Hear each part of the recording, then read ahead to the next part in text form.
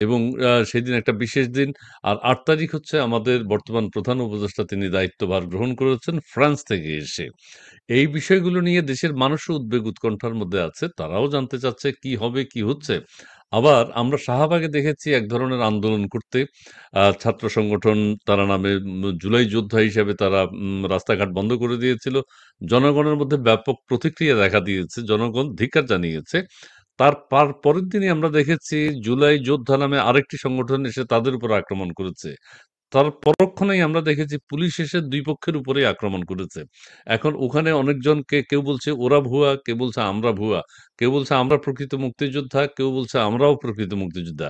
অর্থাৎ প্রকৃত এবং অপ্রকৃত মুক্তিযোদ্ধার মধ্যে এক ধরনের আ উত্তেজনা, ঝামেলা, মারামারি আমরা শাহবাগে দেখেছি, বিশৃঙ্খল পরিস্থিতি। এবং কথায়, কথায় যেকোনো মুহূর্তে রাস্তাঘাট বন্ধ করে দেওয়ার জন্য সাধারণ জনগণ কিন্তু তাদের ক্ষুব্ধ প্রতিক্রিয়া ব্যক্ত করেছে। সেটি দেশবাসী দেখেছে। আজকে আমরা আমাদের অনুষ্ঠানে এই বিষয়টি নিয়ে আলোচনা করব ৩, ৫ এবং ৮ই আগস্ট কি ঘটতে যাচ্ছে বাংলাদেশে। আপনারা যারা যুক্ত হয়েছেন এরই মধ্যে আমাদের সাথে আপনারা লাইভটি আলোচনা করতে চাই। আপনি জানেন যে ৩, ৫ এবং ৮ তারিখ ৩টা বিশেষ দিন। এই দিনগুলো উপলক্ষে সরকারও একটা বিশেষ ব্যবস্থা নিয়েছে। পুলিশ বাহিনীকে নির্দেশ দিয়েছে, আইনশৃঙ্খলা বাহিনীকে বলেছে যে একটা বিশেষ অভিযান পরিচালনা করার জন্য। সেই ক্ষেত্রে আওয়ামী লীগের অনেক নেতাকর্মী গ্রেফতার হচ্ছেন, অনেককে গ্রেফতার করা হচ্ছে। আবার কথিত একটা ষড়যন্ত্রের কথাও তারা বলছেন যে একটা গোপন বৈঠক হয়েছে ঢাকা শহরে আইনশৃঙ্খলা বাহিনীর সামনে, গোয়েন্দাদের সামনেই হয়েছে। সেনাবাহিনীর একজন মেজরকে আটক করা হয়েছে এবং তাকে জিজ্ঞাসাবাদ করা হচ্ছে। অর্থাৎ এই ৩ টা দিন নিয়ে কিন্তু দেশের পরিস্থিতি ভালো যাচ্ছে না। আপনার মূল্যায়ন একটু জানতে চাই। জি। দেখুন, আমরা এখন শোকের মাসে আছি। আমরা মানসিকভাবে শোক বিহ্বল। আমরা বলতে মুক্তিযুদ্ধের বাংলাদেশে যারা বিশ্বাস করে, সে Awami League, NAP, workers party, Jatiya party, যে দল করুক না কেন, মুক্তিযুদ্ধের বাংলাদেশকে যারা বিশ্বাস করে তারা সবাই শোক বিহ্বল। কারণ আমরা পরাধীনতার শৃঙ্খল থেকে মুক্তি পেয়েছি, যার জন্য সেই মানুষটাকে এইরকম একটি মাসে নির্মমভাবে হত্যা করা হয়েছিল। এবং এইরকম একটি মাসে ২১শে আগস্ট ২০০৪ সালে বঙ্গবন্ধু কন্যাকে হত্যার চেষ্টা করা হয়েছিল, ২৩ জনকে হত্যা করা হয়েছিল। এইরকম একটি মাসে আরেকটি দিনে সারা বাংলাদেশে সিরিজ বোমা নিক্ষেপ করা হয়েছিল এবং নিক্ষেপকারীরা বলছিল যে আমরা কাগজি আইন মানি না, তারা তাদের মতো করে আইন করতে চায়। কাজে এই মাসটা আমাদের জন্য খুব সুখের মাস না, খুবই বেদনার মাস।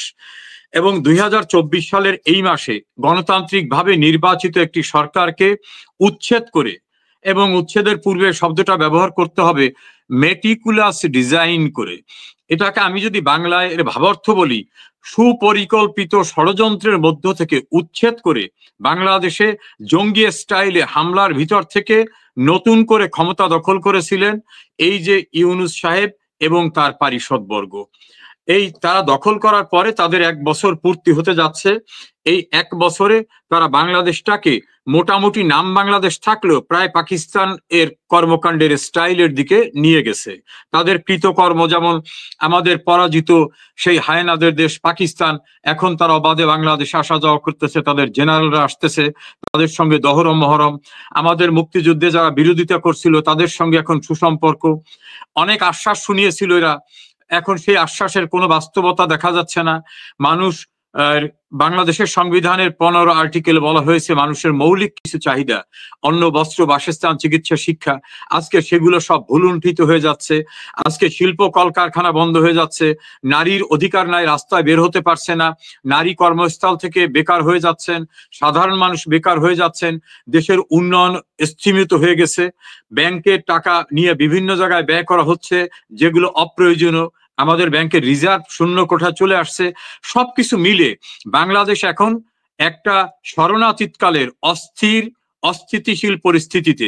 দেশে কোনো আইন শৃঙ্খলা নাই, দেশের ভিতরে কোনো প্রশাসন আছে বলে মনে হয় না, বিচার বিভাগ এখন আজ্ঞাবহ, প্রশাসনে কারু কথা কেউ শুনছে না, মবের রাজত্ব কায়েম হয়েছে।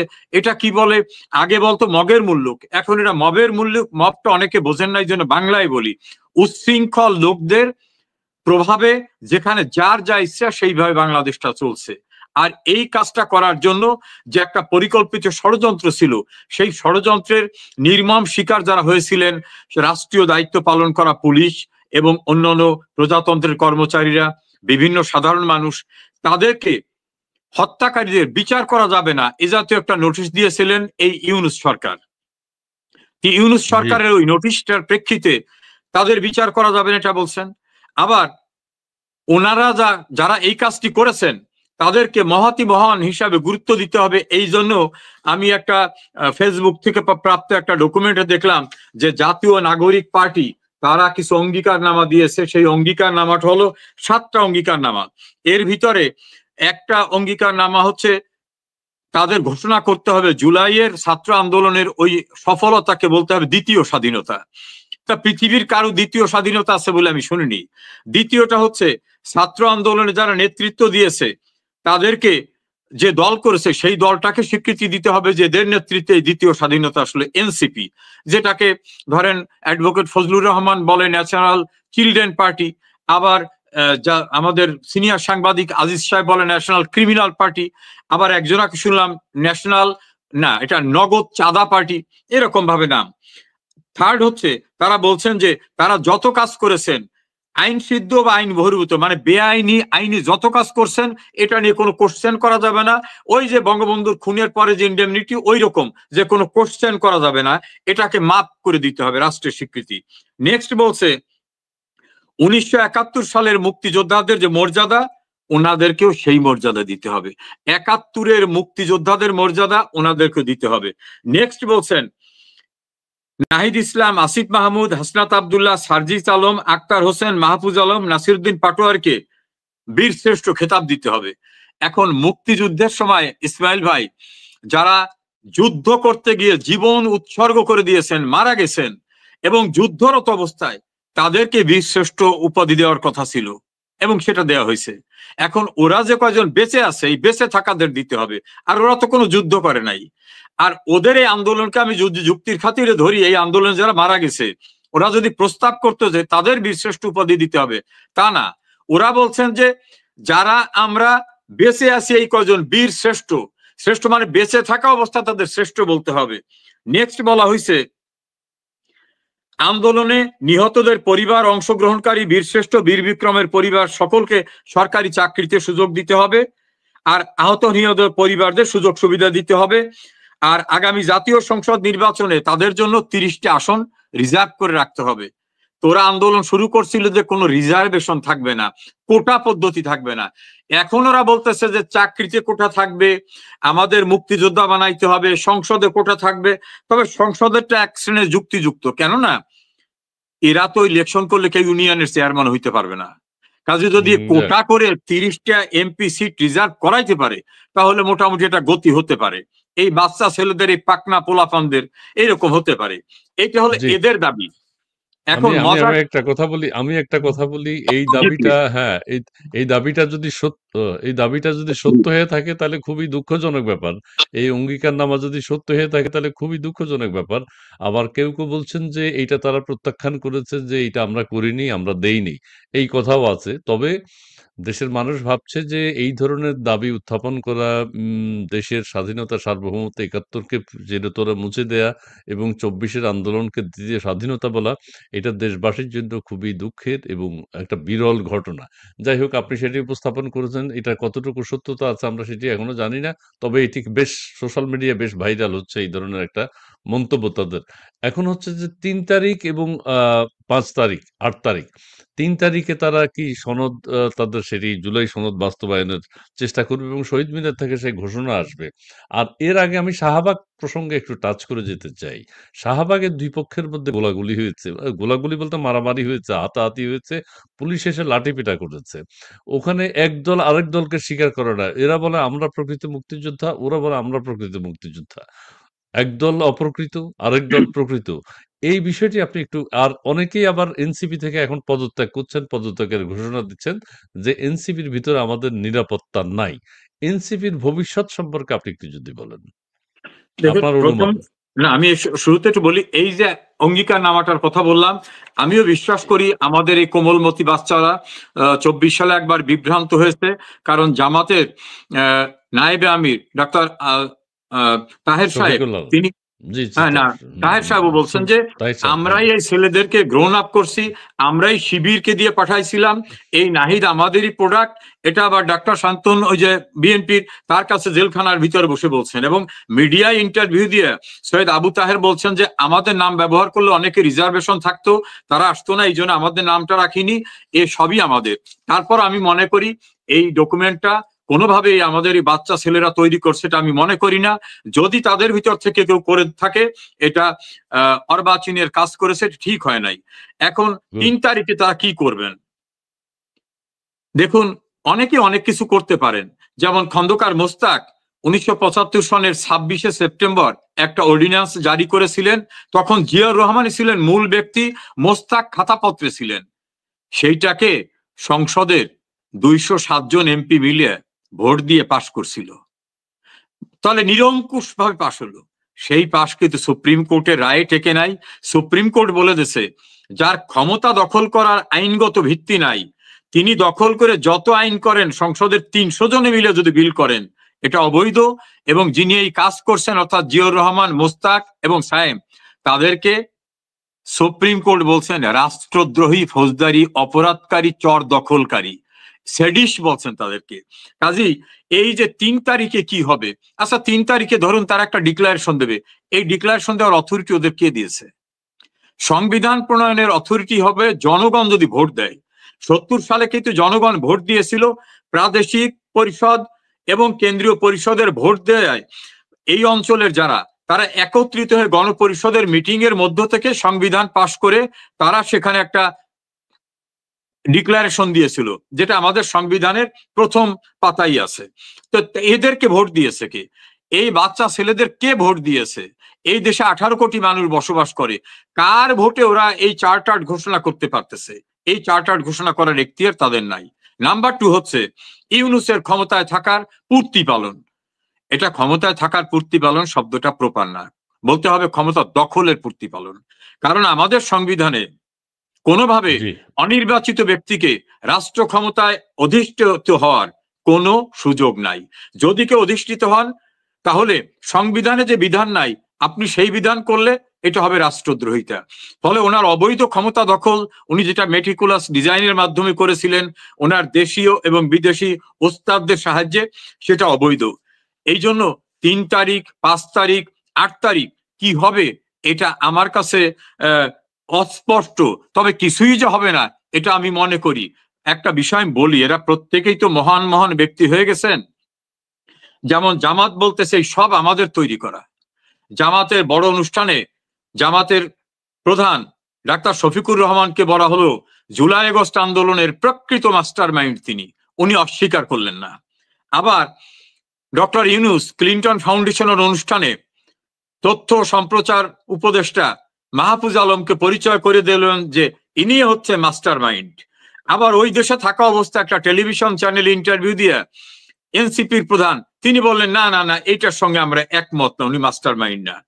আবার খায়রুল কবির খোকন বিএনপির নেতা, সাংগঠনিক সম্পাদক, সাবেক ছাত্র নেতা, উনি বলছেন কিসের মাস্টার মাইন্ড? ওটা মাস্টার মাইন্ড তো তারেক রহমান, তার নির্দেশে সবকিছু হয়েছে মাস্টার মাইন্ড। আবার আর একজনে বললেন যে না না এরা কেউ মাস্টার মাইন্ড না, ওই যে ইনকলাব মঞ্চের প্রধান। মাস্টার মাইন্ড হচ্ছে আল্লাহ রব্বুল আলামিন। এখন এরা প্রত্যেকের মাস্টার মাইন্ড দাবি করতেছেন, প্রত্যেকেই ঘটনার নায়ক দাবি করতেছেন। আমার একটা উদাহরণ মনে পড়ে, একটা কবিতা, কবিতাটা অনেকের পরিচিত, আমি একটু পড়ি। রথযাত্রা ধুমধাম, ভক্তরা লুটায়ে পায়ে করিছে প্রণাম, রথ ভাবে আমি দেব, পথ ভাবে আমি, মূর্তি ভাবে আমি দেব, হাসে অন্তর্যামী। অর্থাৎ রথযাত্রায় রাস্তার উপর থেকে রথের মূর্তি যাচ্ছে, এখন রথ ভাবে আমি তো দেবতা, কারণ সবাই সে প্রণাম করতেছে। পথ ভাবতেছে আমার উপর থেকে রথযাত্রা যাচ্ছে, আমি তো। রথ ভাবে আমি দেব, পথ ভাবে আমি, আর মূর্তি ভাবতেছে আমি দেবতা, আর অন্তর্যামী বলতেছে তোরা কেউ দেবতা না, দেবতা আমি। এই যে যারা 8 তারিখ, 5 তারিখ, 3 তারিখ করতেছে, এদের কারোই লিগাল কোনো ম্যান্ডেট নাই, এরা কেউ কিছুই না। এরা যত ঘোষণাই দিক না কেন কোনো লিগাল অথরিটি তাদের নাই, এই ঘোষণা দিয়ে তাদের নতুন কিছু সৃষ্টি করার কোনো সুযোগ নাই। আচ্ছা, এখন আমি বলি, এখন আপনি বলছেন কোনো সুযোগ নাই, কিন্তু তারা তো ১ বছর ক্ষমতায় থেকে গেছে এবং অনেক কিছুই পরিবর্তন ঘটাচ্ছে এবং এই ক্ষেত্রে আওয়ামী লীগের কিছু করার নেই বা দেখুন আপনাদের কিছু করার নেই? দেশের মানুষ কিন্তু কিছু কিছু লোকদের বিভ্রান্ত করছিল যেন উমামা ফাতেমা তাদের বৈষম্য বিরোধীর মুখপাত্র, সে বলছে আমরা প্রতারিত হয়েছিলাম। নীলা ইসরাফিল বলছেন প্রতারিত হয়েছিলাম। আজকে চট্টগ্রামের এক নেত্রী বলছে প্রতারিত হয়েছিলাম। হ্যাঁ, চিত্রনায়িকা বাঁধন তিনি বলছেন যে না, এরা যে দল করবে, এরা যে উপদেষ্টা হবে, এ কথা আমাদের বলা হয়নি। আবার ওই যে ইনকলাব মঞ্চের হাদি, সে বলছে যে তখন তো এই কথা ছিল না। এখন মানুষের বিভ্রান্তি কেটে গেছে, সবাই বুঝতে পারছে এটা।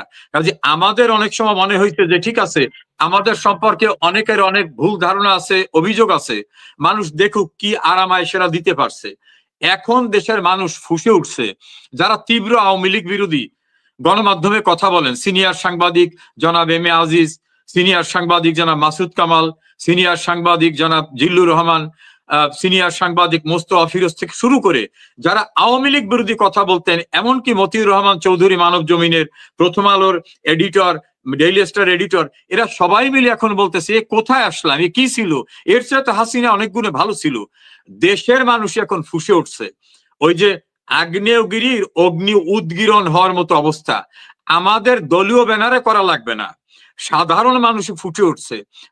যেটার দৃষ্টান্ত দেখা গেছে গোপালগঞ্জে, আমাদের কোনো নেতা পর্যন্ত ছিল না, সাধারণ মানুষ এমন ভাবে এড়িয়ে আসছে যে সেনাবাহিনীর কনভয়ের ভিতরে চোরের মতো ঢুকে পালিয়ে আত্মরক্ষা করতে হয়েছে এই কথিত জুলাই আন্দোলনের ব্যক্তিদের।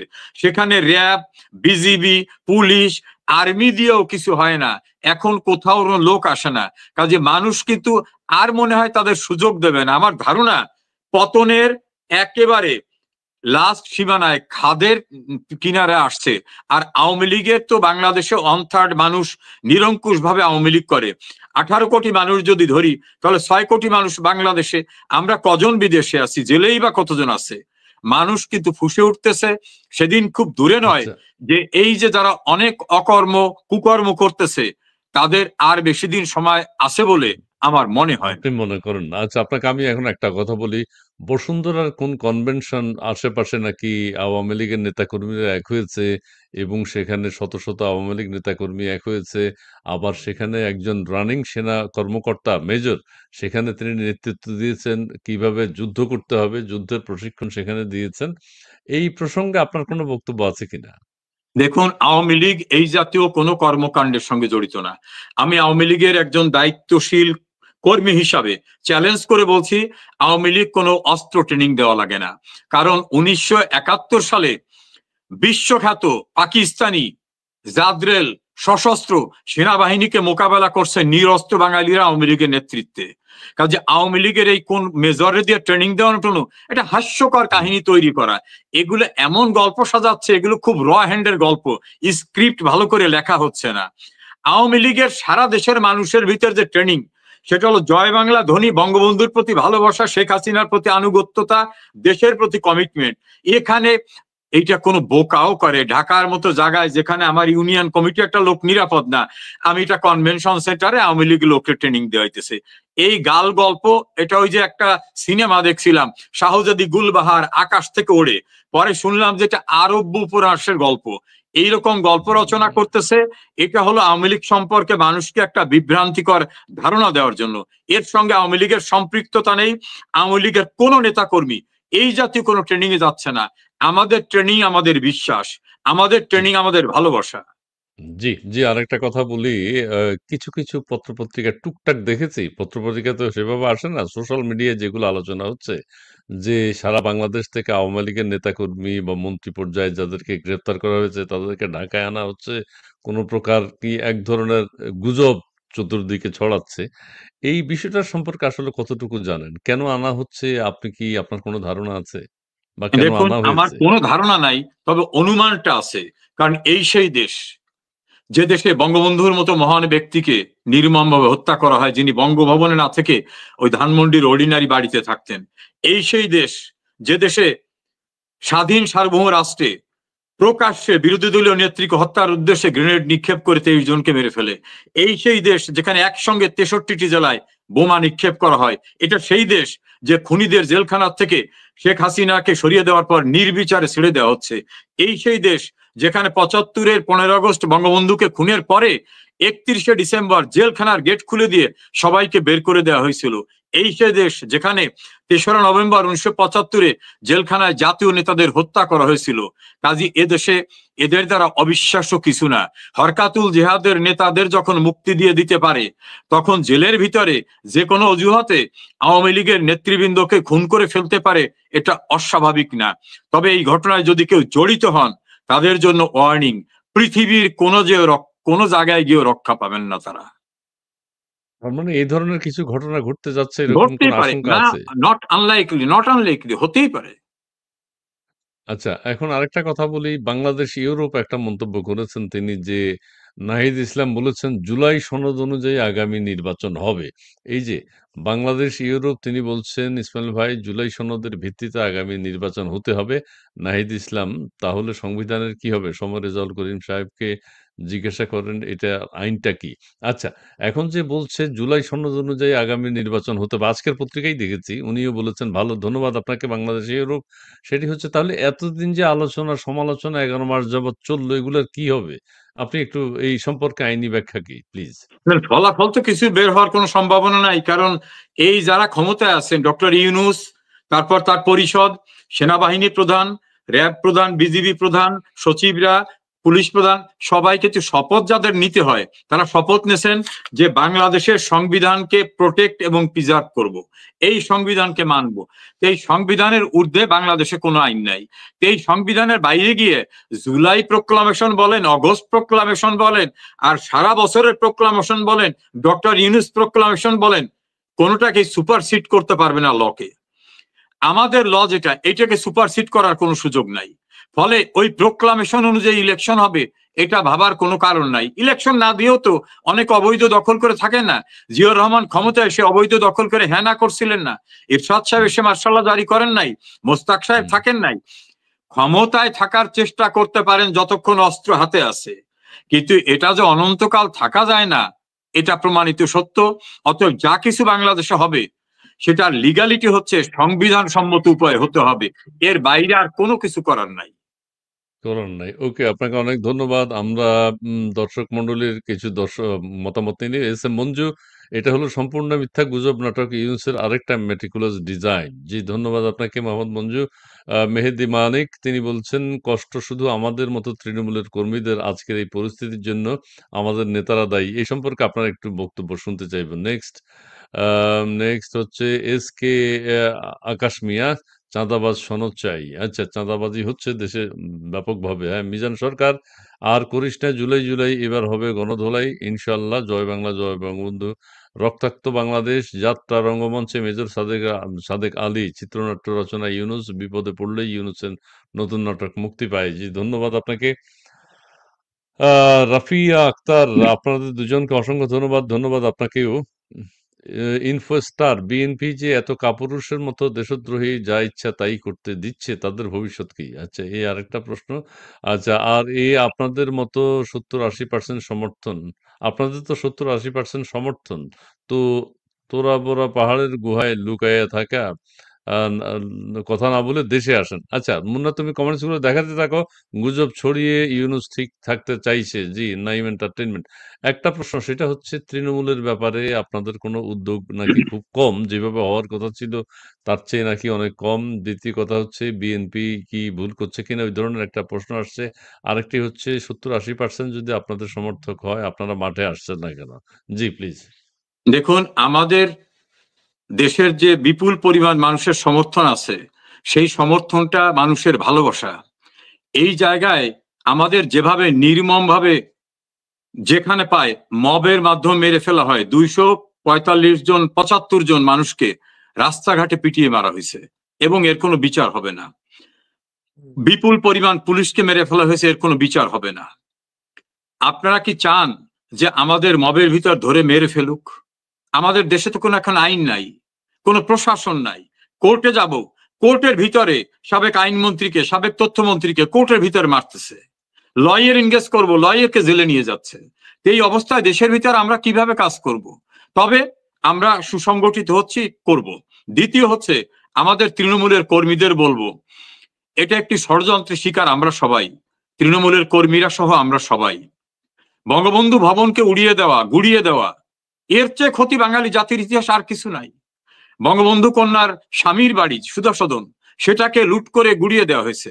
আমার ভাইদের বাড়িঘর লুটপাট করে পেট্রোল দিয়ে পুড়িয়ে দেওয়া হয়েছে, গাছের পাতাটা পর্যন্ত নাই। কাজী যারা আমরা আওয়ামী লীগ করি, তাদের উপর প্রতিশোধ, ৭১-এর পরাজয়ের প্রতিশোধ নেওয়া হচ্ছে এগুলি। কাজে একটু ধৈর্য ধরে অপেক্ষা করেন, অন্ধকার চিরস্থায়ী না। আমরা সবাই বিপদাপন্ন, এই বিপদ ইনশাআল্লাহ কেটে যাবে। অন্ধকার চিরস্থায়ী না, এই বিপদ ইনশাল্লাহ কেটে যাবে। আমি সূর্য ইসমাইল ভাই স্যারের কাছে প্রশ্ন, আওয়ামী লীগের ভবিষ্যৎ পরিকল্পনা কি? কিছুটা তিনি বলেছেন এই বিপদ কেটে যাবে। সবাইকে ঐক্যবদ্ধ থাকতে হবে, প্রথম কথা হচ্ছে সেটি। জি, আবু নাসের, বিনা ভোটের মন্ত্রীরা কি লজ্জা হবে? একটু লজ্জা হবে না এই রাতের ভোটের মন্ত্রী? ধন্যবাদ আপনাকে। মোহাম্মদ নুরা আলম তালুকদার, আওয়ামী লীগ এর কি করণীয় কি? আওয়ামী লীগের করণীয় কি? ঐক্যবদ্ধ। আলমাস সরকার, সাকিব, কিশোর গ্যাংরা কখনোই সংবিধান বাতিল করতে পারবে না। ধন্যবাদ আপনাকে। আর ঠিক আছে। আমরা দর্শক মণ্ডলী আপনারা অনেকে যুক্ত হয়েছেন। আমরা সবগুলো কমেন্টস পড়তে পারিনি। তবে আমরা দেখানোর চেষ্টা করছি।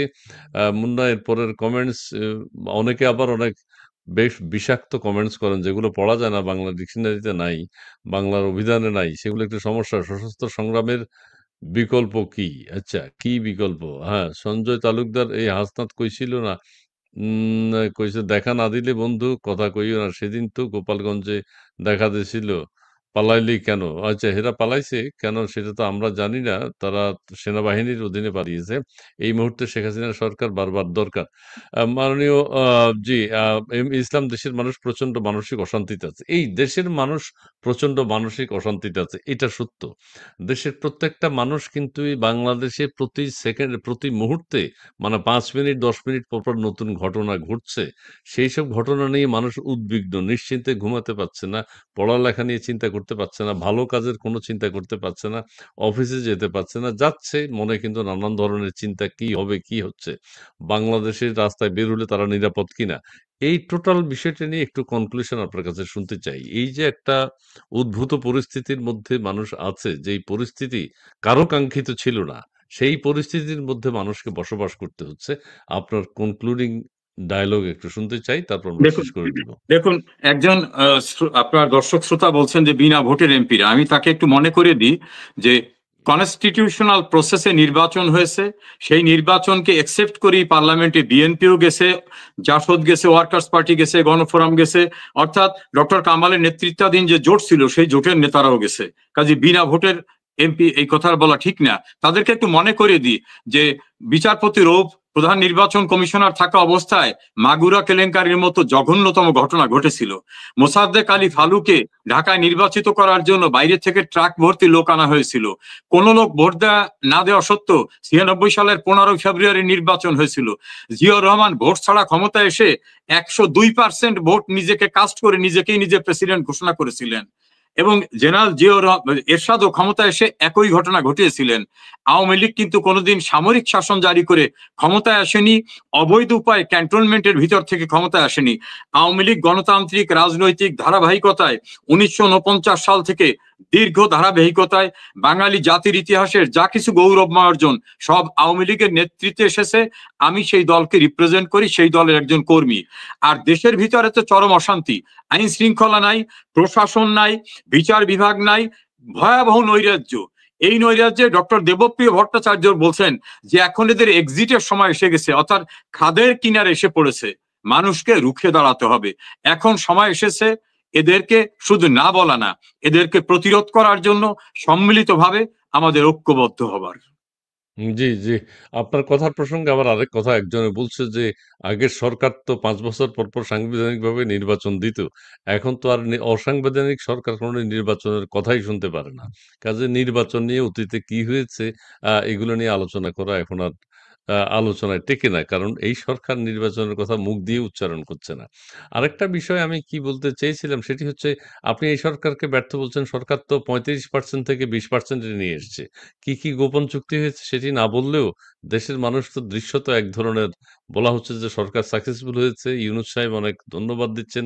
অনেক খুশি কূটনৈতিক বিজয়। এই সম্পর্কে আপনার আর কিছু বক্তব্য আছে কিনা হ্যাঁ, ২-১ অবশ্যই লাইনে যদি অবশ্যই একটু বলতেন? অবশ্যই। কারণ এ সরকার তো ঘুষ দিয়ে কমিশন শর্ত সাপেক্ষে করছে। যেমন বাংলাদেশে এখন কোনো বোয়িং কেনার দরকার আছে? 25টা বোয়িং ২৫ টা কিনে, কিনবো, ২৫ টা। হ্যাঁ, সেই 25টা বোয়িং কিনবে। নোয়াখালী যাবো। আমি ফেসবুকে দেখছি যে নোয়াখালী, নরসিংদী, গোপালগঞ্জ না, প্রতিদিন ৳৫০, এই ৳৫০, বোয়িং কেনার ৳৫০ নামে এটা প্রকারান্তরে ঘুষ দেওয়া। ইউনূস সাহেবের আবার একটা ভালো যোগ্যতা আছে। লবিস্ট নিয়োগ করতে হয় কিভাবে? তিনি টাকা ইসরায়েলকে দিয়েছিলেন, ক্লিনটন ফাউন্ডেশনকে টাকা দিয়েছিলেন। নোবেল তিনি কিভাবে কিনেছিলেন এটা মানুষ অন্তত অনুধাবন করতে পারে। তারপরেও শুল্কের উপর যে আজকের যে ট্যাক্সটা উনি কমিয়েছেন, শেখ হাসিনা আমলে কি এই ট্যাক্স ছিল? আমি তুলনা করব শেখ হাসিনা আমলে কি ছিল, তার চেয়ে অনেক বেশি ট্যাক্স। তাহলে আপনি করলেনটা কি? আপনি তো শেখ হাসিনার চেয়ে ভালো কিছু মানুষকে দেখাতে পারলেন না। আচ্ছা, এটা একটা ব্যর্থ সরকার। গম কিনবে নাকি আমেরিকা থেকে প্রচুর এবং কিছু সেখান থেকে কেনাকাটার কথা? পচা গম আনবে, যে গমগুলো অতীতে ফ্রি দেওয়া হতো, গরিব মানুষদের ফ্রি দেওয়া হতো, সেই গম এখন টাকা দিয়ে কিনবে। কারণ ইউনূস সাহেব তো সুদের ব্যবসা করেন। উনি টাকা দেওয়া এবং নেওয়া এটাই উনি বোঝেন। ভালো বলছেন।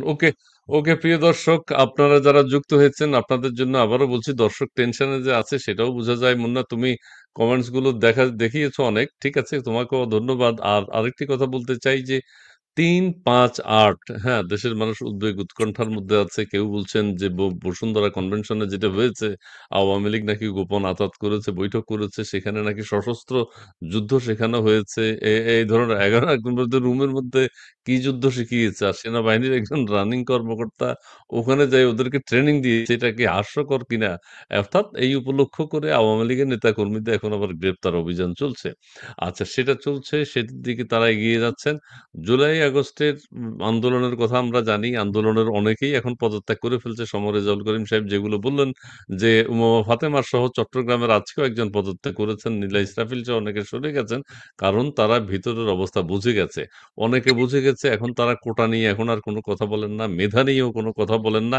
এখন ক্ষমতা নিয়ে সবাই কথা বলছেন। ক্ষমতায় কিভাবে থাকা যায় সেই চেষ্টা তারা দৃঢ়ভাবে করছে। তাদের আসল উদ্দেশ্য এখন দেশবাসী বুঝে গেছে। প্রিয় দর্শক, আপনারা যে যেখানে আছেন ভালো থাকবেন, চেষ্টা করবেন ভালো থাকার এবং